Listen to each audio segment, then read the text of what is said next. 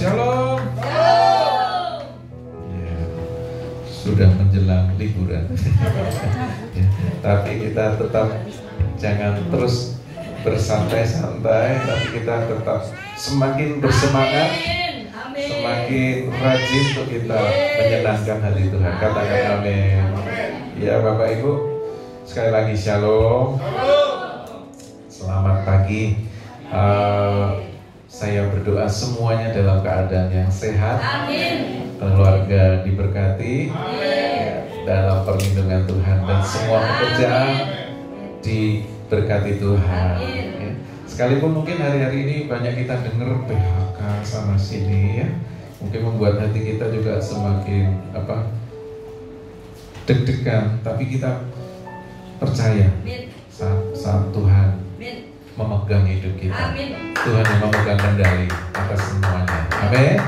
Ya, Bapak Ibu, hari ini kita akan belajar bersama kembali meneruskan apa yang menjadi pesan gembala buat setiap kita di dalam Great Harvest atau penuaian yang besar. Jadi saudara, di tengah-tengah situasi yang sekarang ya, yang terjadi di sekitar kita, yang kita bisa lihat realita yang ada, tapi kita menerima satu janji Tuhan yang namanya Great Harvest, penuaian yang besar, panen raya, ya panen besar. Saudara, kalau panen besar, seorang petani kalau punya sawah udah panen besar, kira-kira yang ada di sawah itu cuma petaninya saja atau semua keluarganya? Semua keluarganya turun di sana, semuanya menuai, memanen bersama-sama. Ya, jadi kalau mungkin dalam zaman-zaman dulu ada era-era pertanian, ya, orang-orang mungkin kita bisa melihat orang-orang yang ada di desa. Kalau itu panen, semua turun ke sawah, semua turun untuk memanen. Mulai dari yang kakek-kakek sampai yang anak-anak sampai cucu-cucu yang masih kecil, semua ada di sawah untuk memanen. Jadi kalau kita Great Harvest, sebenarnya Tuhan tuh mau semua generasi lintas generasi semuanya ada di dalam ladang tuaian Tuhan, ada di dalam satu pekerjaan yang besar yang Tuhan sedang siapkan. Katakan amin. Jadi hari ini tidak ada jemaat yang santai. Tidak ada kalau masa panen ada yang tidur di rumah santai-santai, ngopi-ngopi ya, makan singkong goreng, makan pisang goreng. Nggak ada. Semuanya ada di sawah. Mereka bekerja, mereka menuai. Saudara, Great Harvest itu adalah sebuah pekerjaan besar. Karena itu Tuhan mau saudara dan saya, kita giat di dalam ladangnya Tuhan, di dalam rencananya Tuhan atas hidup kita. Amin. Jadi hari ini, yuk lihat kiri kanannya yang santai-santai. Ayo semangat ya. Nah saudara, kita Great Harvest, kita kemarin sudah belajar di seri yang satu untuk menjadi untuk sebuah tuai yang besar perlu benih yang baik. Kalau kita mau menuai satu tuaian yang kita inginkan, tuaian yang begitu luar biasa, berkualitas, maka apa yang kita tabur adalah benih yang berkualitas. Kalau yang kita tanam bibit yang unggul. Nah kemarin kita belajar bahwa untuk tuaian yang besar kita memerlukan benih yang baik, benih yang unggul. Nah yang kedua, nggak cuma benihnya, tapi tanahnya. Amin saudara. Percuma kalau kita punya benih yang unggul, tapi kita tanam di tanah yang gersang, tanah yang tandus, benih nggak akan bisa bertumbuh di situ. Jadi ada tanah yang diperlukan, tanah yang baik. Nah hari ini kita belajar. Kemarin kita udah sempat bahas ada 2 jenis tanah. Nah hari ini kita akan membahas bersama-sama. Kita belajar 2 jenis tanah yang berikutnya. Ya. Nah saya ulang sekali lagi ya. Untuk mengalami penuaian besar, Great Harvest, maka dibutuhkan benih yang baik, benih yang berkualitas, benih yang unggul untuk ditaburkan. Dalam bahasa Inggrisnya, kita harus menemukan a good seed, sebuah benih yang baik. Lalu yang kedua, masih catat ya, benih yang baik. Lalu yang kedua, tanah yang baik, yang dapat membuat benih itu tumbuh dan berbuah lebat. Jadi diperlukan tanah yang baik. Kalau tanah itu masih dilihat kurang baik oleh petani, maka tanah itu harus diolah, tanah itu harus dibajak, tanah itu harus diairi, tanah itu harus diberikan pupuk, sehingga waktu benih itu ditanamkan ada di dalam tanah yang baik, dan benih itu bisa bertumbuh dan berbuah dengan lebat. Katakan amin. Amin. Nah saudara, kita harus mengerti bareng-bareng, kita harus mengerti sama-sama. Untuk kita memasuki penuaian besar, kita harus menyiapkan benih yang terbaik dan juga tanah yang baik untuk benih itu bisa ditabur. Nah, kemarin kita belajar ada 4 tipe tanah. Itu adalah ilustrasi tentang hidup kita. Yang pertama adalah tanah di pinggir jalan. Orang yang mendengar firman tentang kerajaan surga tapi nggak mengerti. Jadi ini tanah, model tanah di pinggir jalan. Dia menerima firman, dia mendengar firman tapi nggak ngerti-ngerti. Ada orang yang menerima firman tapi tidak mengerti. Jadi mendengar firman Tuhan sepertinya berlalu gitu saja. Mendengar firman Tuhan kemudian dia sudah lupa. Mendengar firman Tuhan tapi yang dikerjakannya berbeda dengan apa yang dia dengarkan. Ini adalah tanah yang di pinggir jalan. Kemudian yang kedua adalah tanah yang berbatu. Ini bicara tentang orang yang mendengar dan menerima rahasia, tapi ia tidak berakar di dalam Kristus. Jadi saudara, pada waktu saudara mendengar firman Tuhan, baik waktu di dalam khotbah hari Minggu seperti ini, atau pada waktu saudara membaca firman Tuhan lewat Alkitab, merenungkan setiap hari, saudara sedang mendengar dan menerima rahasia. Jadi ada satu kunci yang diberikan kepada kita saat kita mendengar firman itu. Ada satu hal yang dibukakan dalam hidup kita waktu kita mendengar firman Tuhan. Dan waktu kita menerima firman Tuhan dan ada kunci yang diberikan, itu menjadi rahasia surga yang dibukakan buat saudara dan saya. Jadi saudara mengerti ya? Jadi setiap firman Tuhan yang kita dengar dan kita baca, itu adalah satu kunci rahasia yang Tuhan bukakan dalam hidup kita. Nah, tapi dengan tipe tanah yang berbatu, orang yang mendengar dan menerima rahasia ini, dia tidak berakar di dalam Kristus. Dia sudah mendengar, tapi dia tidak mendalam untuk berpaut dengan Tuhan. Ini tipe orang yang dia dengar, dia tahu, dan kunci itu diberikan dalam hidupnya. Mungkin dia mencatat Alkitab, dia datang ke gereja setiap minggu, dia ikut komsel, kesel, ya. Dia mungkin melayani, maaf ya, tapi dia tidak berakar, dia nggak kuat, hidupnya nggak kuat, dia nggak berakar di dalam Kristus. Jadi saudara, waktu nanti kita belajar bersama-sama, kita menerima firman Tuhan, kita nggak cuma terima kunci saja, tapi kita juga harus memperdalam akar kita lebih dalam lagi di dalam Tuhan. Katakan amin. Oke, nah kita sekarang belajar. Kita masuk ke 2 tipe tanah berikutnya. Tanah yang berikutnya adalah tanah yang bersemak duri, tanah di tengah semak duri.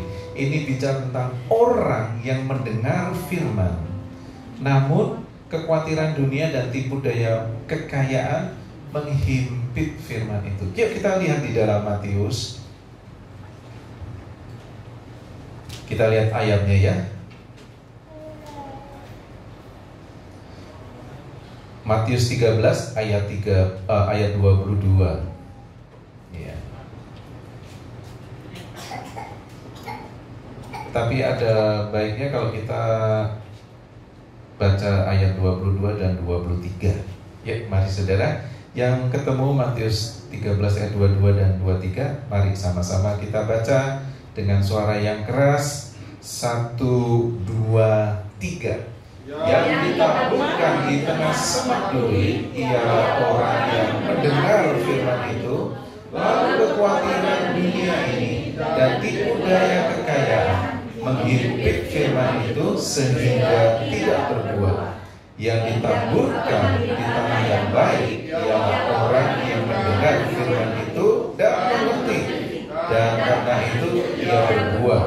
Ada yang 100 kali lipat, ada yang 60 kali lipat, ada yang 30 kali lipat. Amin. Katakan amin. Amin. Saudara, tanah yang bersemak duri ini melambangkan kekhawatiran dunia dan tipu daya kekayaan. Apa sih yang mencakup kekhawatiran dunia itu? Alkitab ini mengatakan orang yang mendengar firman itu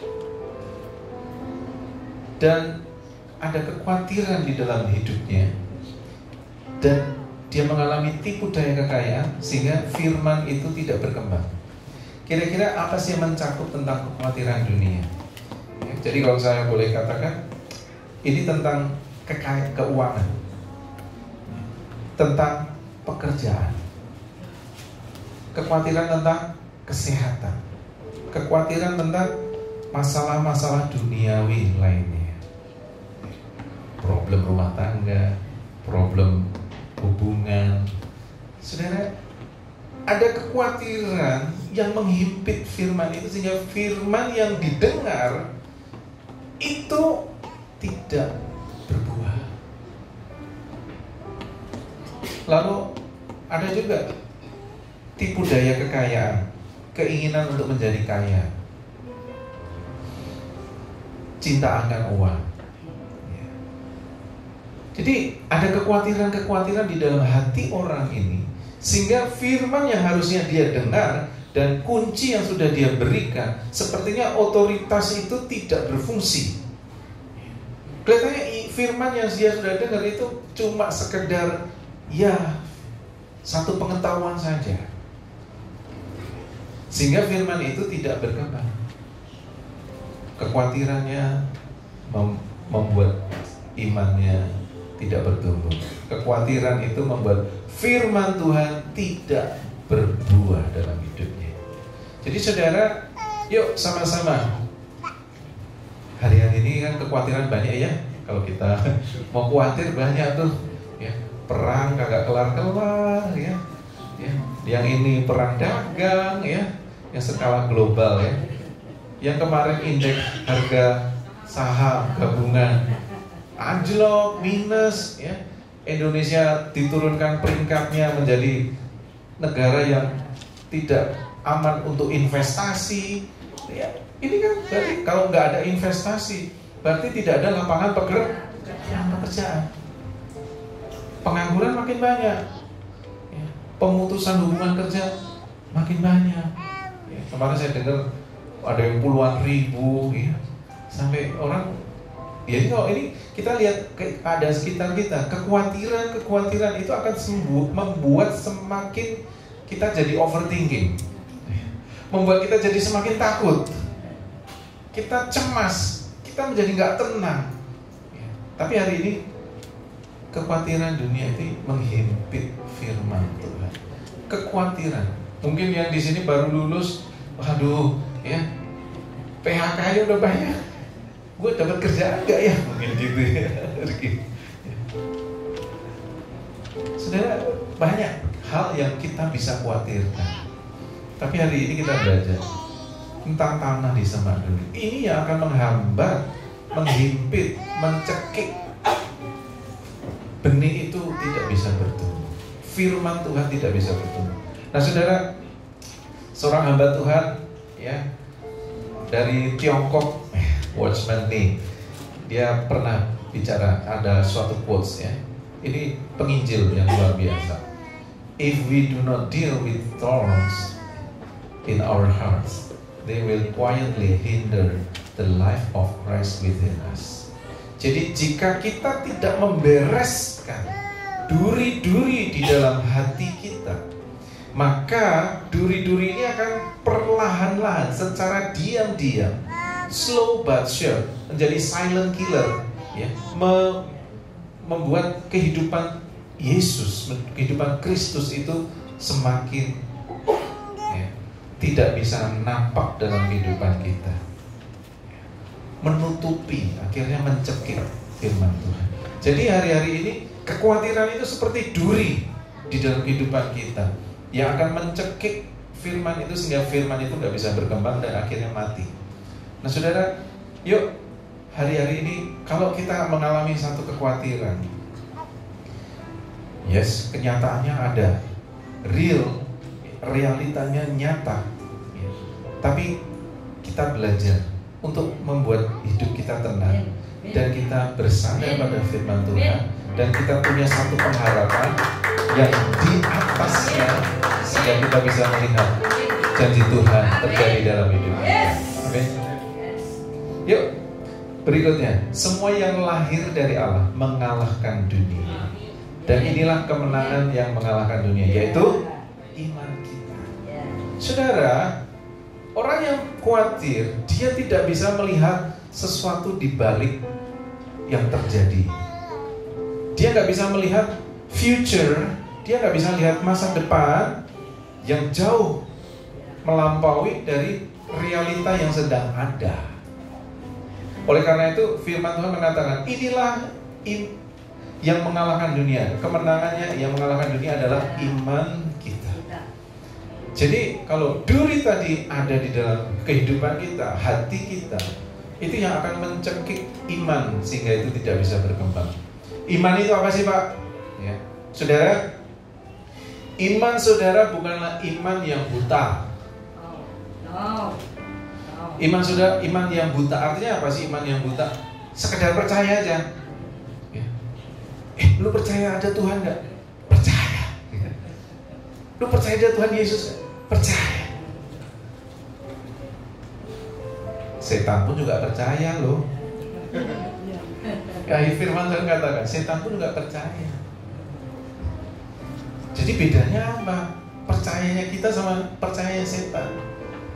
Saudara, percaya saudara yang membedakan iman percaya saudara kepada Tuhan dengan setan adalah kebangkitan Kristus. Amin. Amin.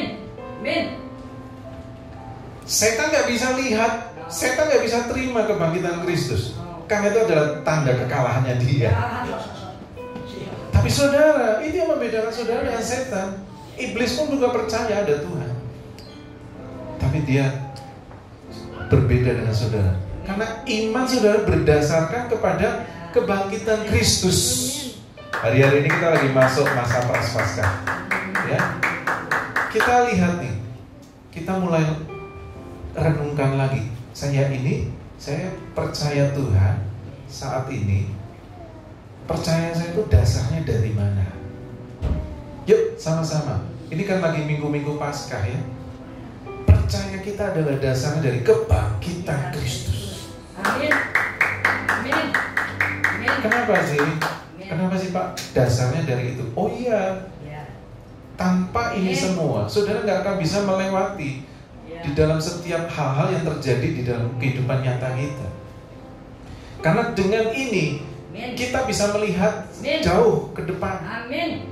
Amin saudara. Amin. Kalau sedikit ya bahas tentang iman. Di dalam kitab Ibrani nanti saudara lihat satu perikop di sana dijelaskan oleh penulis kitab Ibrani tentang pahlawan-pahlawan iman. Ya. Mulai dari Habel, Henokh, Abraham, diceritakan Musa, ya. Sampai ada tokoh-tokoh yang ditulis di situ. Nanti sudah lihat di Ibrani pasal 13 kalau tidak salah. Tapi sudah bisa, saya sedikit deh, kita sama-sama lihat.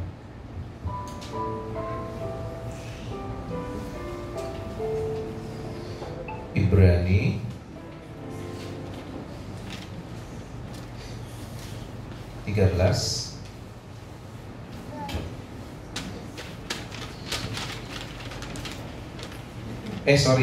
ya.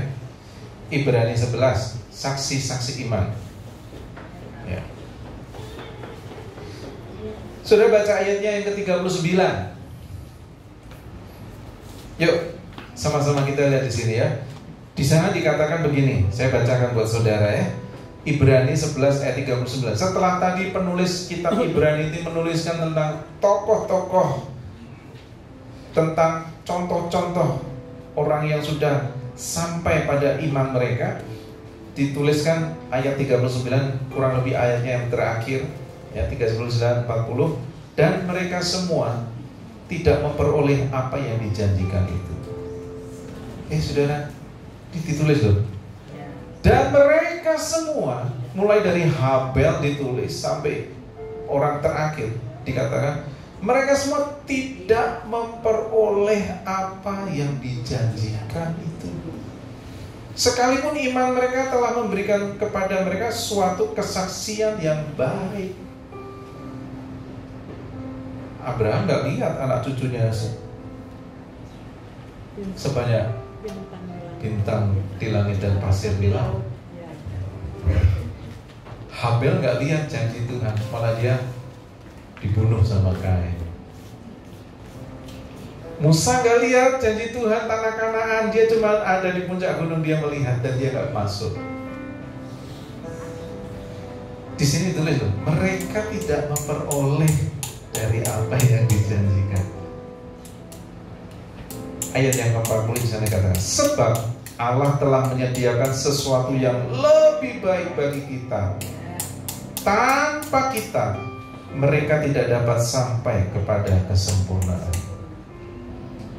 Jadi penggenapannya ada di dalam hidup kita hari ini. Mereka gak menerima, mereka gak ngalamin, tapi dalam hidup kita itu disempurnakan. Amin. Sudah, kita bisa lihat ya. Amin. Ada sesuatu yang dia lihat kenyataannya gak seperti yang Tuhan janjikan. Hari-hari ini realita kita mungkin tidak seperti yang kita inginkan, tapi ada iman yang berdasarkan kebangkitan Kristus yang membuat kita itu punya satu pengharapan, sehingga pengharapan itu melampaui dari setiap masalah kita hari ini. Amin, saudara. Jadi saudara, hari-hari ini kalau saudara lagi capek dalam masalah saudara, belum kelar-kelar, iman saudara, yuk taruh iman saudara, berakar dengan baik. Boleh dikembalikan ke PPT-nya di media. Kita lihat ya. Jadi iman kita ini yang mengalahkan dunia. Iman yang berdasarkan pada kebangkitan Kristus. Hendaklah kamu berakar di dalam Dia, dibangun di atas Dia, dan bertambah teguh di dalam iman yang telah diajarkan kepadamu. Oleh karena itu saudara, kita harus seperti benih tadi yang harus berakar semakin dalam. Artinya apa? Waktu saudara menghadapi setiap masalah-masalah yang ada, ya. Kemarin kita kena prank satu Indonesia, ya, beli bensin. Ternyata dioplos ya. Enggak dioplos, itu di blending ya. Oplos sama blending sama mixing waduh wae gitu ya. Sarua. Kita lihat nih masalah nih yang ada Indonesia. Mana ya? Katanya oke gas.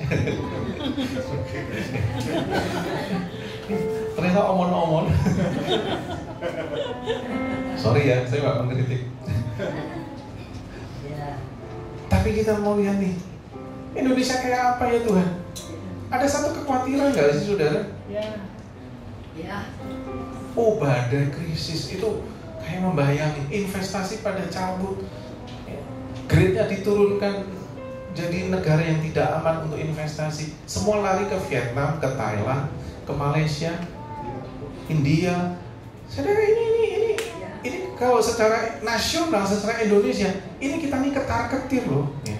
Tapi saudara, hari ini, yuk lewat iman, Amin, kita belajar. Amin. Tuhan bisa melakukan sesuatu. Amin.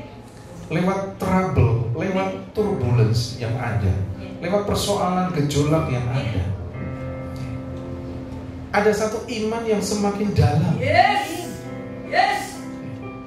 Kan firman Tuhan mengatakan, iman itu seperti saus Ya. yang kita labuhkan ya di balik tabir. Yes.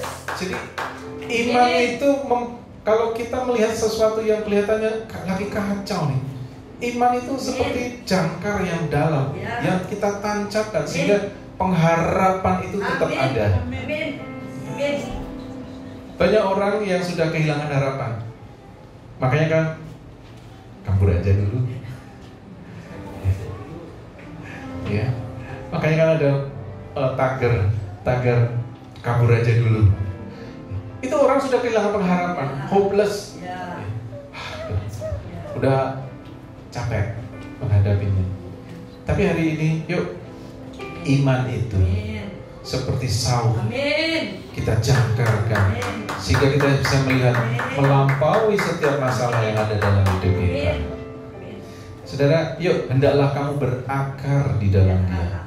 Kita berakar di dalam Tuhan, sehingga waktu ada goncangan, ada badai dalam hidup kita, seperti kapal yang lewat kena ombak besar, dia tetap stay di tempat karena ada satu jangkar yang dalam yang ditancapkan di dasar. Saudara, yuk, dalam hidup kita, kalau kita lagi ngalamin gelombang, pasang surut dalam hidup kita, ngalami badai, yuk sama-sama jangan kehilangan pengharapan di dalam Tuhan. Taruh pengharapan kita, bangun iman kita, iman yang berdasar dari kebangkitan Kristus. Amin. John Calvin mengatakan, ya, iman itu adalah sebuah kemenangan yang mengalahkan dunia. Sebab itu mengangkat setiap hati kita, mengatasi hal-hal yang ada di dunia ini, dan sauh kita, jangkar kita di dalam Kristus. Jadi saudara, iman itu adalah kemenangan yang mengalahkan dunia, karena itu mengangkat hati kita di atas semua hal yang ada di dunia. Jadi namanya nih, mengatasi itu overcome. Jadi kalau masalahnya ada di sini, dia overcome, mengatasi. Kalau di bawah namanya overwhelm, kelelep gitu ya saudara, kewalahan dia. Tapi iman itu akan mengangkat kita untuk overcome dari setiap masalah-masalah dunia. Ya, dan iman itu menjadi jangkar kita di dalam Kristus. Yuk, John Calvin sudah seorang hamba Tuhan mengajar kita tentang iman. Nah, gembala kita juga mengajar tentang iman. Jadi iman itu adalah satu alat tukar yang diterima oleh surga agar apa yang kita deklarasikan di dalam doa dapat terjadi di bumi. Amin, saudara. Jadi iman adalah satu alat tukar. Semua yang ada di surga sudah disediakan. Amin. Dan lewat itu, lewat iman, kita bisa menikmati apa yang tidak kelihatan itu menjadi nyata di bumi. Makanya doa kita kan, jadilah kehendakmu di bumi seperti di surga. Artinya kita narik hal-hal yang dari surga sehingga terjadi di alam nyata. Dari heaven realm jadi earth realm. Dimensi iman dapat diperbesar dengan menghidupi firman. Jadi saudara, pada waktu saudara semakin hari semakin memelihara iman saudara, maka iman saudara akan semakin diperbesar dengan cara waktu saudara menghidupi setiap firman Tuhan. Saudara, beberapa kali terus saudara disampaikan untuk kita belajar sama-sama selalu membaca Alkitab. Ya. Mungkin sudah bosan ya. Tapi saudara, ini yang harus menjadi basicnya kita. Ini harus menjadi dasarnya kita. Firman Tuhan. Pada waktu kita membaca firman Tuhan, firman yang kita baca itu logos. Ya. Jadi firman yang kita lihat di ayat Alkitab kita, di handphone, di buku Alkitab, itu kata-kata yang tertulis, huruf-huruf yang tertulis itu disebutnya logos. Tapi waktu sudah belajar membaca logos, membaca firman Tuhan, sudah terus mengisi hidup saudara dengan firman Tuhan, sudah mengisi hati saudara, sudah mengisi pikiran saudara dengan firman Tuhan. Pada saudara membaca firman Tuhan, saat saudara menghadapi tantangan, kemudian firman itu muncul, itu yang namanya rema. Bagaimana saudara mendapat rema kalau firman Tuhan aja gak pernah dibaca? Waktu saudara lihat tantangan, yang saudara ingat, oh PHK kemarin di sana, krisis kemarin di sini, kemarin dengar berita begitu. Tapi waktu saudara melihat tantangan, saudara ada di dalam firman Tuhan, saudara mengalami masalah, firman Tuhan muncul dalam hidup saudara. Karena sudah membaca firman Tuhan. Seakan-akan Roh Kudus mengingatkan di dalam pikiran kita, muncul itu ayat firman Tuhan. Itu yang namanya rema. Jadi saudara perlu melatih hidup saudara dengan mengembangkan dimensi iman yang semakin diperbesar. Gak cukup sampai menerima rema saja, tapi waktu sudah menerima rema, firman Tuhan mengatakan kita percaya. Roma 10 ayat 10. Barang siapa percaya, dia akan dibenarkan. Dan barang siapa mengaku dengan mulut, dia akan diselamatkan. Jadi setelah percaya, mulai berkata-kata.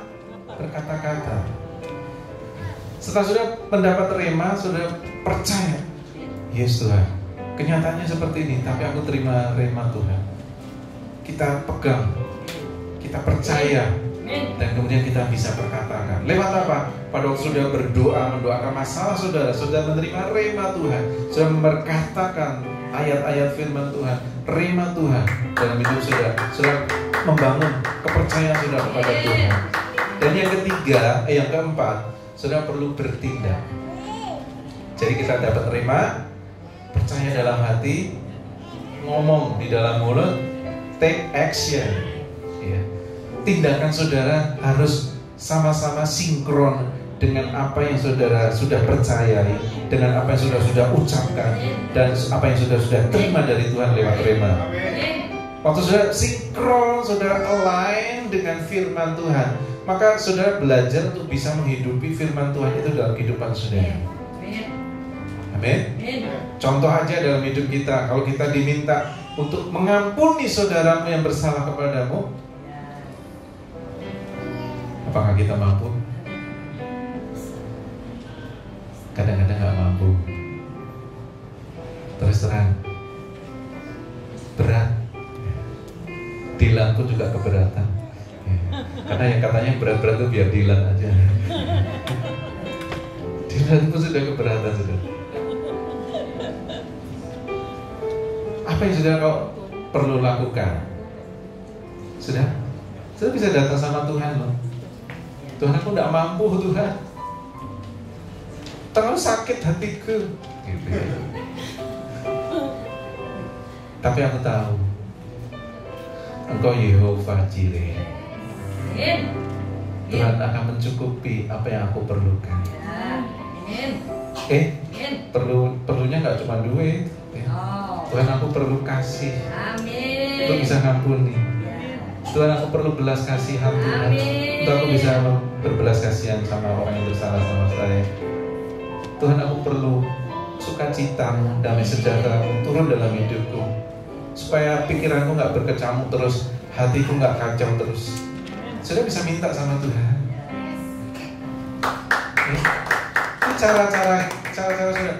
Jehovah Jireh itu gak cuma mencukupi kebutuhan jasmani, saudara. Jehovah Jireh itu waktu saudara perlu sukacita, Tuhan bisa berikan sukacita. Waktu saudara perlukan damai sejahtera, Tuhan bisa perlukan damai sejahtera. Waktu saudara perlukan kerendahan hati untuk saudara bisa minta sama Tuhan. Jadi kita nggak jadi orang yang sombong, ya. Sudah, apa yang sudah perlukan, mintalah sama Tuhan. Dia Jehovah Jireh, menyediakan apa yang kau perlu. Nah saudara, yuk kita belajar untuk menghidupi firman Tuhan. Tuhan, aku gak mampu lakukan firman-Mu ini, tapi aku minta Tuhan kekuatan-Mu untuk memampukan saya. Aku berulang kali gagal Tuhan lakukan firman ini. Aku berulang kali gagal Tuhan untuk hidup kudus. Tapi kita bisa minta sama Tuhan, Tuhan kuatin aku, mampukan saya. Saya perlu anugerah Tuhan untuk saya bisa lakukan firman ini. Amin saudara. Yuk saudara kita lihat ya. The Bible is not meant to be studied only, but to be lived. Faith grows in proportion to our obedience. Seorang hamba Tuhan namanya Leonard Ravenhill, ya, dia berkata, Alkitab tidak dimaksudkan untuk hanya dipelajari saja, tapi untuk dihidupi. Iman bertumbuh sesuai dengan ketaatan kita. Jadi waktu saudara belajar taat, saudara belajar semakin taat, hidup saudara itu akan semakin diselaraskan sama Tuhan. Jalan saudara itu tiba-tiba semakin align, semakin diluruskan. Kalau saudara mungkin kerja di pabrik ya, industri, punya alat-alat ukur. Alat-alat ukur tuh makin lama kalau dipakai itu alat ukur tuh keakuratannya makin nggak akurat. Makanya perlu yang namanya kalibrasi. Hidup kita itu juga harus dikalibrasi. Firman Tuhan itu mengkalibrasi kita. Waktu kita semakin taat, hidup kita tuh akan semakin dikalibrasi, sehingga hidup kita jadi semakin akurat, semakin tepat, semakin masuk dalam rencana Tuhan. Katakan amin. Nah, saudara, yuk tadi ya perlu kita belajar menghidupi firman Tuhan. Kalau firman Tuhan tadi katakan, nah sekarang masuk ke tanah yang baik, ya. Nah ini saya masuk ke sini. Tanah yang baik, tanah yang subur. Orang yang mendengar firman Tuhan dan mengerti, maka dia berbuah 30 kali, 60 kali, dan 100 kali lipat. Saudara pilih yang 30, pilih yang 60, atau pilih yang 100?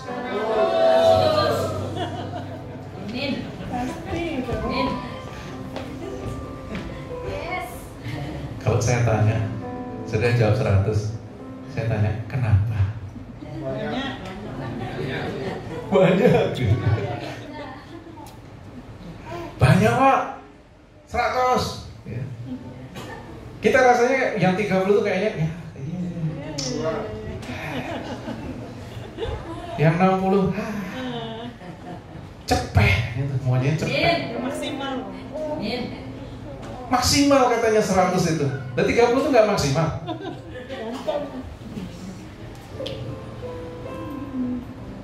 Nah saudara, mungkin saudara berpikir yang 100 itu maksimal, yang 30 itu nggak maksimal. Nah saudara, kita harus berpikir, Tuhan maksudnya nggak begitu loh. Oke, saya tadi panjang saudara, 30, 60, ke 100? 100. Saya tanya, kenapa saudara milih 100? Karena kita berpikir 30 itu nggak maksimal, 100 itu maksimal. Kita berpikirnya secara matematika, secara dagang, transaksional. Iman kita nggak transaksional sama Tuhan. Amin. Tuhan, aku udah taat sama perintah-Mu, memberikan persepuluhan, memberikan buah sulung. Berkati dong. Kita rasanya bertransaksi loh sama Tuhan. Kita dagang loh sama Tuhan. Kan Tuhan kasih, kan Tuhan firman-Mu berkata, kalau saya nabur, saya akan menuai 100 kali lipat ya. Maunya kan yang 100 toh. Jadi saya kasih 1 juta, Tuhan kasih berapa? Loh kok matematikanya lupa semua. Kalau saya kasih 1 juta keluarnya 100 juta. Emang Tuhan tuh ATM? Atau kasino, main jackpot gitu saudara, masukin 100, keluarnya 100 kali lipat 10.000. Saudara, hati-hati loh ya. Kita lakukan firman Tuhan. Kita rasanya taat sama firman Tuhan, tapi kita tuh hitung-hitungan sama Tuhan.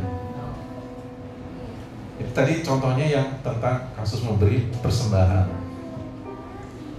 Tuhan, aku tuh taat loh Tuhan. Aku setiap minggu ke gereja. Aku ikut carousel. Pak Yuda ngomong apa aku ikutin. Aku selalu taat sama tuntunan gembala. Saya disuruh ini saya lakukan. Tapi kok jadi begini hidup? Saudara, hati-hati loh. Hati-hati loh. Kalau gitu nggak usah gereja-gerejaan lagi. Ngapain kasih persembahan lagi? Ngapain aku mesti harus rajin ke gereja? Hati-hati loh saudara. Kadang iman kita itu mulai terbelok ya. Karena kita sudah mulai hitung-hitungan dengan Tuhan. Nah ini firman Tuhan ada 30, 60, 100 kali. Saudara masih ingat gak ayat firman Tuhan waktu bangsa Israel di padang gurun, dia mengumpulkan mana. Di situ ada satu ayat yang luar biasa. Di sana dituliskan, orang yang mengumpulkan sedikit tidak kekurangan. Orang yang mengumpulkan banyak tidak berkelebihan. Soalnya itu ayatnya loh. Artinya apa? Orang yang mengumpulkan sedikit itu cukup. Itu maksimal. Orang yang mengumpulkan banyak itu cukup. Itu maksimal. Jadi 30, 60, 100 kali itu bukan urusan saudara. Bukan karena iman saudara yang luar biasa. Itu Tuhan loh yang memberikan. Tuhan yang menumbuhkan. Bukan karena effort saudara, bukan karena usaha saudara sehingga hasilnya bisa 30, 100 kali lipat. Bukan. Itu Tuhan loh yang memberikan. Tuhan yang menumbuhkan. Jadi iman saudara hari ini tidak perlu saudara merasa, aduh kayaknya saya tidak berarti. 1 talenta, 2 talenta, 5 talenta. Yang 1 jadi 2, yang 2 jadi 4, yang 5 jadi 10. Masing-masing menurut kapasitasnya, ada kemampuannya. Amin. Hudson Taylor mengatakan, the fertile heart is not the one without struggles, but the one that allows God to break it, so His word can take root. Tanah yang subur itu bukan tanah yang tidak ada perjuangan, bukan tanah yang tidak ada pergumulan, tapi tanah yang mengizinkan Tuhan untuk menghancurkannya sehingga firman Tuhan bisa berakar. Amin. Jadi hidup kita, kalau saudara punya iman, bukan berarti hidup saudara itu mulus. Kadang ada struggle, ada perjuangan. Saudara, saya kenal hamba Tuhan. Saya udah kenal 30 tahun yang lalu. Saya masih muda. Dia saya anggap seperti bapak rohani saya. Ya, saya sering mampir ke rumahnya. Saya bisa 3 jam di rumah dia, dengerin, ngobrol. Dan saya juga merasa dia kenapa betah ya dengerin saya ngomong. Ya, kita ngobrol bareng-bareng, bertamu. Dia punya 2 anak yang besar sama anak yang kecil. Dua-duanya pria. Dengan berjalannya waktu, ya, suatu kali saya ikut camp, ya, camp keluarga bareng-bareng. Ini anaknya juga ikut. Nah, satu kali kita lagi satu kamar, ya, 2 anak ini ngobrol satu sama lain. Terus saya dengar dia ngomong, yang anak yang besar, aku mau ikut satu organisasi, ya, satu ormas gitu. Ya. Saya dengar dia ngomong gitu, saya cuma bilang, kamu jangan ikutan gitu. Nanti yang susah papamu loh. Ya. Nanti kamu yang dicari-cari, papamu yang susah. Karena saya tahu ormasnya seperti apa. Jadi waktu dia ngomong gitu, wah kelihatannya keren, mungkin keren buat anak muda kali gitu ya. Ya. Dan berjalan seiring waktu, ya, hamba Tuhan ini udah melayani luar biasa. Ya. Anaknya juga dari kecil melayani. Tapi dengan berjalannya waktu, terlibat narkoba, anaknya yang paling besar. Berkali-kali berurusan sama polisi, sampai menikah, punya anak, ya. Sekali-sekali juga masih ada urusan sama polisi. Ya.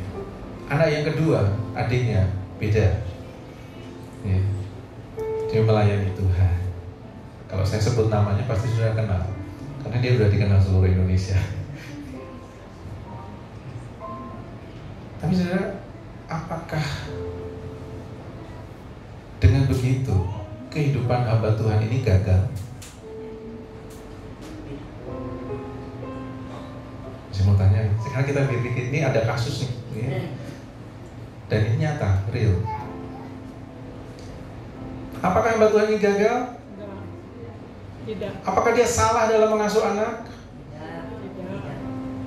Saudara, kadang dalam hidup kita untuk menjadi tanah yang subur itu nggak selalu mulus hidup kita. Selalu ada masalah yang terjadi dalam hidup kita.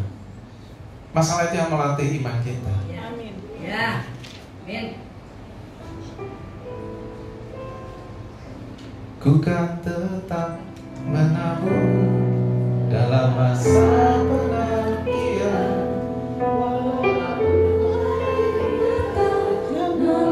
Ku tetap berharap perjalananku kan jadi tua yang indah. Tuhan memampukan,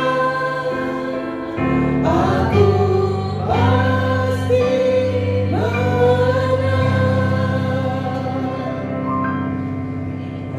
Mungkin kalau orang lihat, ya pendeta anaknya begitu, ya ini adiknya melayani, kokonya kayak gitu, terkenal di mana-mana, yang tahu keluarganya, ya gitu. GTA ada, yang GTTA, yang tahu-tahu aja. Saudara, orang mungkin menilai, orang mungkin boleh menghakimi, orang mungkin boleh mencibir, orang mungkin boleh menyinyir, ya. Tapi iman kita itu urusan kita sama Tuhan. Amin. Amin. Kadang dalam hidup kita pergumulan itu kayaknya nggak kelar-kelar, tapi itu melatih hidup kita, Amin. itu melatih iman kita supaya bisa berbuah 30, 60, 100 kali lipat. Tidak masalah dengan 30, 60, 100 kalinya, karena itu Tuhan, itu urusannya Tuhan yang memberikan pertumbuhan, yang memberikan dampak dalam hidup kita. Amin, saudara.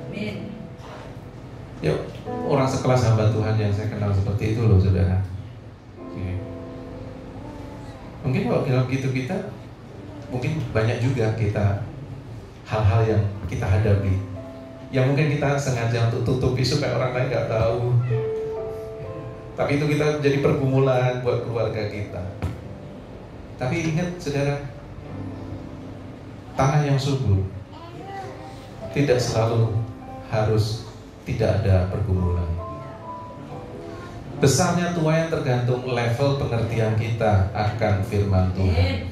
Jadi semakin kita belajar mengerti dan mendalami setiap firman Tuhan dan kita berakar di dalam hidup kita, maka level pengertian kita akan firman Tuhan akan semakin bertambah. Amin. Ya. Karena ada banyak kunci yang diberikan dalam hidup kita. Semakin banyak kunci, semakin banyak level yang kita naiki di dalam kehidupan iman kita. Yang kedua, persentase prinsip firman yang kita lakukan dalam kehidupan sehari-hari. Jadi semakin banyak firman yang kita lakukan dalam hidup kita sehari-hari, maka tuaian itu juga akan menjadi semakin besar. Apa yang kita kerjakan. Lalu besarnya tuaian juga tergantung dari level iman yang dapat membuat kita bertahan ketika ujian datang. Level iman, ya, saya jadi berpikir level yang 30, yang 60 apa 100. Jangan ya, Jangan saudara berpikir level iman, oh jadi level yang 30. Ya levelnya jemaat 100 lah. Nah, kalau ada pengkhotbah itu suka di kelas-kelasin saudara. Oh ini pengkhotbah yang kelas 100. Oh ini pengkhotbah yang kelas 10.000. Padahal yang diomongin juga firman yang sama. Ya. Manusia suka membeda-bedakan. Tapi kita belajar, iman kita akan jadi semakin bertumbuh di dalam Tuhan. Iman kita akan semakin dalam. Itu yang disebut dengan level iman. Bukan level iman yang wah sekali ngomong langsung terjadi, 2 kali ngomong 5 kali terjadi gitu. Level kasih kita kepada Yesus melalui penyembahan dan ketaatan kita kepada Tuhan Yesus. Jadi saudara, kalau saudara mengasihi, saudara percaya sama Tuhan yang berdasarkan dari kebangkitan Kristus, apa sih yang mendasari iman saudara? Yang mendasari iman saudara adalah kasih Tuhan. Saya masih ingat kebangkitan Kristus menjadi dasar iman kita karena ada Yohanes 3 ayat 16. Karena begitu besar kasih Allah akan dunia ini, sehingga Dia mengaruniakan anaknya yang tunggal, supaya barang siapa yang percaya kepadanya tidak melainkan beroleh hidup yang 100. Apa saudara? Bisa dikatakan karena begitu besar kasih Tuhan. Yes. Jadi level iman kita harus dasarnya pada kasih Tuhan. Amin. Level kasih kita kepada Tuhan Yesus melalui penyembahan dan lewat ketaatan kita kepada Tuhan. Jadi ketaatan kita dasarnya bukan karena firman Tuhan yang mengatakan. Ya firman Tuhan jelas tertulis, jelas menjelaskan. Tapi kita taat karena kita sayang sama Tuhan. Amin. Kita taat karena kita cinta Tuhan. Kita lakukan itu karena kita mengasihi Dia. Ya, Jack Hayford, ya. Ini yang lagunya Majesty. Ya, ini pengarangnya. The soil of the heart must be continually cultivated by worship and the word to remain fertile for the Spirit's word. Jadi tanah hati itu harus selalu terus-menerus diolah, dibajak, disiram dengan penyembahan dan firman, sehingga membuat kesuburannya itu menjadi pekerjaan roh Tuhan di sana. Saudara, yuk kalau kita mau hidup kita ada pekerjaan roh Tuhan atas hidup kita, sama-sama kita menjadi yuk tanah yang subur. Hidup kita menjadi disuburkan, digemburkan. Lewat apa? Lewat penyembahan kita kepada Tuhan dan ketaatan kita dengan firman Tuhan. Ya saudara, makin hari-hari ini di tengah-tengah janji Tuhan great harvest, tapi juga kenyataan yang kita hadapi, jangan saudara kehilangan harapan, tapi dasarkan iman saudara, tumbuhkan iman saudara. Ingat, hanya Tuhan yang menumbuhkan, Tuhan yang memberi pertumbuhan, Tuhan yang memberi dampak buat setiap iman kita. Baik 30, 60, 100 kali lipat, itu adalah urusan Tuhan. Amin. Tapi yang kita percaya, Tuhan selalu menolong kita untuk kita bisa lakukan firman Tuhan, untuk kita bisa tetap semakin setia dan mengasihi Tuhan. Ya, sama-sama kita berdiri, kita mengakhiri. Ku kan tetap menabuh